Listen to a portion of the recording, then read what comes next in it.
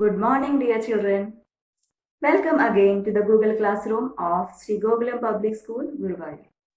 I'm Lisa, your physics teacher. Now, let us recall what all things we have discussed in the previous class. Yes, we have discussed about standard and non-standard units of measurement. Now, let us discuss about how to take the correct measurement of length. In our daily life, we use various types of measuring devices. We use a meter scale to measure the length. As you all know, a tailor uses a tape, whereas a cloth merchant uses a meter rod. Now let us learn how to take correct measurement of length. In order to take correct measurement of length, the first thing we prefer is measuring scale. Correct measurement of length. Few things that need to remember while taking the measurement. Let's say you want to measure the length of the box and you have a meter scale. The first thing should be remember is that scale should be in contact with the object.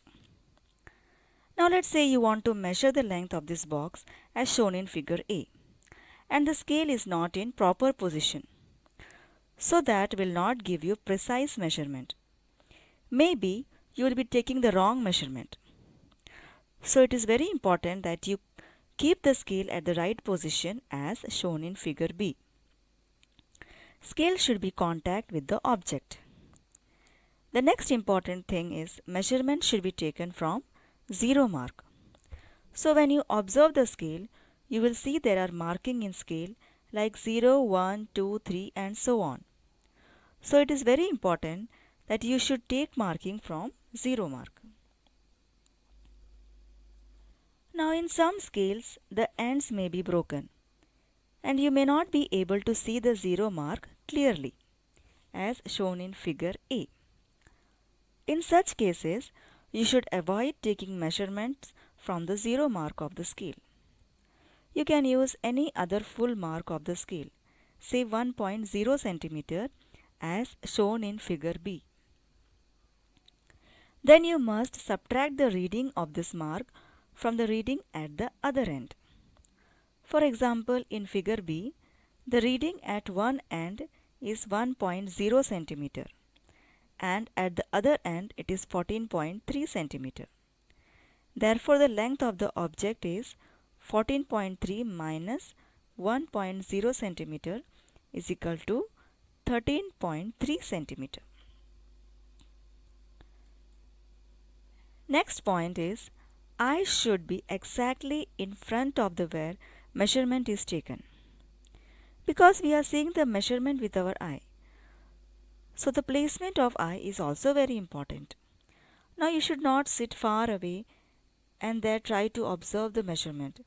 That is absolutely not correct. Your eye must be exactly in front of the point where the measurement is to be taken. As shown in the picture, position B is the correct position of the eye. Note that from position B, the reading is 7.5 centimeter. And from position A and C, the readings may be different. So B is the proper position of the eye for taking reading of the scale. So this was all about the correct measurement of length. Now let us learn how to measure the length of a curved line.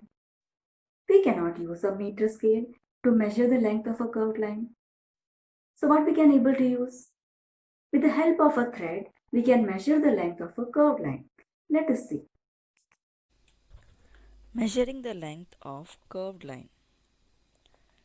Use a thread to measure the length of the curved line AB. Put a knot on the thread near one of its ends. Place this knot on the point A. Now place a small portion of the thread along the line, keeping it taut using your fingers and thumb. Hold the thread at this end point with one hand. Using the other hand, stretch a little more portion of the thread along the curved line. Go on repeating this process till the other end B of the curved line is reached. Make a mark on the thread where it touches the end B. Now stretch the thread along a meter scale. Measure the length between the knot in the beginning and the final mark on the thread. This gives the length of the curved line AB. So I conclude today's session. Today we have discussed correct measurement of length, measuring the length of a curved line. So, dear students, I have attached the URL video and the notes to the classroom. And please all of you attend the test paper and post it. Till then, take care. Bye.